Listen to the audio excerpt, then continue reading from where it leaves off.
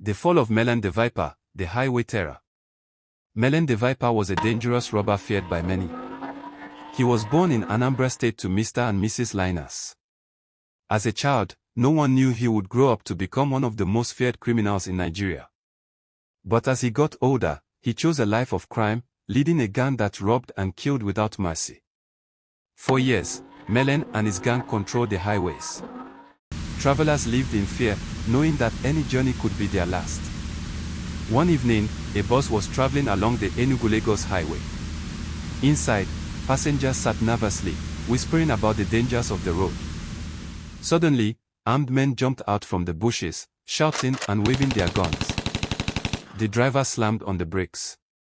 A tall, dreadlocked man stepped forward and fired a shot into the air. "Everybody out. Drop your phones, money, and jewelry if you want to leave," he shouted. It was Melon the Viper. The frightened passengers obeyed, throwing their belongings on the ground. His gang moved quickly, collecting everything and hitting those who hesitated. Melon laughed as he counted the stolen money. For years, he had ruled the highways. But his time was running out. At a military camp, officers sat in a room, discussing how to stop Melon.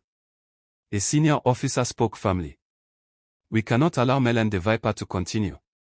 We must end his terror today." The soldiers nodded. They had heard many stories of his crimes.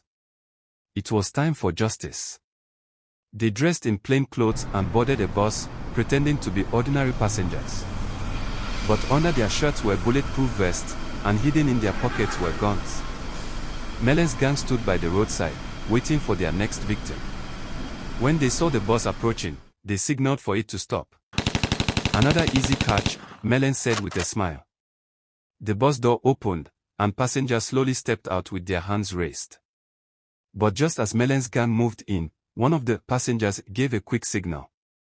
In seconds, the soldiers pulled out their guns. Gunshots rang out. The gang was caught off guard. Some tried to run, but the soldiers were faster.